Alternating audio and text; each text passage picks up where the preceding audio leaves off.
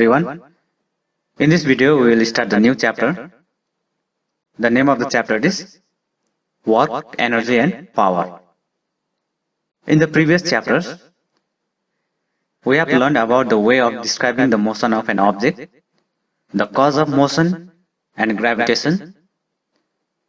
The another concept that helps us understand and interpret natural phenomena is work, power and energy. In this chapter, we will learn about work, energy and power. In order to survive, all the living organisms have to perform several basic activities like jumping, running, walking, fighting, searching food, carrying loads, lifting weights, etc. Even machines need energy to do work. So for example, we put petrol or diesel in motor vehicles in order to do work. Without the petrol or diesel, the motor vehicles will not work. There, the energy needed for the motor vehicles to move is provided by the petrol and diesel. So all such activities require energy, and if we do not have enough energy, we cannot perform these activities. Now let us move to the first topic, work. And talking about the definition of work, in science, we define work very differently. So this example will make you the difference between the work that we define in science or in another context. During examinations, you all read books, discuss with friends, practice diagrams, collect question papers, organize your thoughts, etc. Performing all these activities, we call it doing hard work. But this hard work, if we analyze scientifically, then it will involve only a small amount of work. So according to science, you are not doing very hard work, but you are doing only a little bit of work. So this is one difference. And also, in day-to-day life activity, we consider very useful physical or mental labor as work. Activities like eating, playing, talking, singing, dancing, watching a movie are sometimes not considered to be work, because it is a part of day-to-day life activity. All the above statement tells us that work depends on the way we define it. Here in the picture, this person is trying to push a very big stone with all energy, but as much as energy he spends to push the stone, that is insufficient to move the stone. Although this person has utilized all of his energy, but he will not be able to move the stone.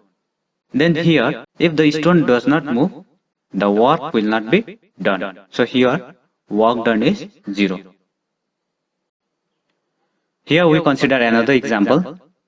This is an object, and a boy is trying to push the object. Then, in order to push the object, he must apply the force with his hands. So if he tries to push the object from left to right, then the force acting on the object will also act from left to right. So this is the direction of force. Now if his force is sufficient to move the object, then the object will move. This is the final position of the object, and this is the initial position from where the boy has pushed the object. So we call it initial position, and from this position the boy has applied the force from left to right, and the object has displaced by some distance So the distance between initial and the final position, we call it displacement. So here displacement is a vector quantity. So direction of displacement is from left to right. So here the boy applies the force and there is some displacement. So due to this reason, the work will be done in this case. Now we define work. Work is said to be done when an application of force displaces the object. It is expressed as the product of force and displacement in the direction of force. So work done equals to force into displacement. So product of force and displacement means force multiplied by displacement. So this is the formula related to work. Then the work has SI unit, Newton meter, or also it is known as joule. Now sometimes in the exam, a question may come and the question will look like this. Define 1 joule of work. When the 1 joule of work is said to be done, then we write the answer from this formula of work only. When the force is 1 Newton and the displacement is 1 meter, then 1 into 1 is 1. Then the work done will be 1 joule. 1 joule is defined as the amount of work done by force of 1 Newton when the displacement is 1 meter. So this is the definition of 1 joule of work. Now in science, sometimes positive work will be done, sometimes negative work will be done, and sometimes the work done will be 0. So let us see when the work done will be 0, when the work done will be positive, and when the work done will be negative. First is when both the force and the displacement are in the same direction, positive work is done. Then work done equals to force into displacement. This force and displacement are in the same direction. That means the angle between the force and the displacement is 0 degree. So at this time, the positive work will be done. So like here in our previous example, the force acting on the object is from left to right and the displacement also from left to right. So they are in the same direction. So here positive work will be done. Now we consider the second case. When the force acts in the direction opposite to the direction of the displacement, the work done is negative. So here force and displacement, they will be in the opposite direction, and due to this reason work done will be negative, and the formula will be work done equals to minus F into S. So for example here, consider a book on the table. So if you apply the force, then the book moves, but the friction here, which will oppose the motion of the object, will be acting in the opposite direction. So this is the direction of frictional force, but the displacement is from left to right. So they are in opposite direction. So in this case, the work done by the frictional force will be negative. We have discussed about the force and displacement in the same direction. In the second case, force and displacement in the opposite direction, and now we will discuss in the third case where force and displacement, they are at the angle 90 degree. If the force and the displacement act at an angle 90 degree, then work done is 0. In this case, even there is a displacement and the force is non-zero, but the work done will be 0 because of the angle. So for example, so here this man is lifting a suitcase. He is applying force in the upward direction in order to lift the suitcase, but the man, as he is walking, the displacement of this suitcase is from left to right.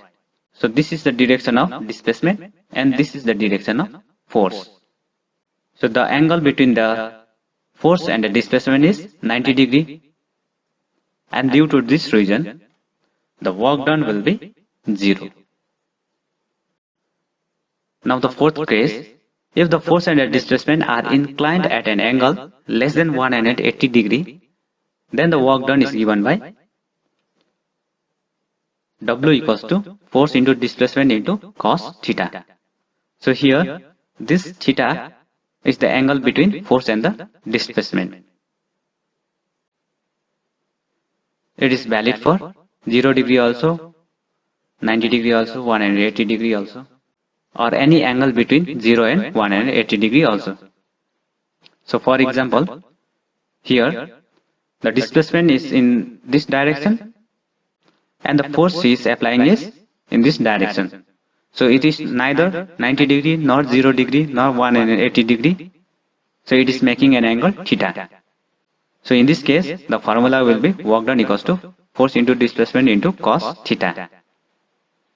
So from whatever we have learned till now is that the necessary condition for the work is to be done is force should act on an object.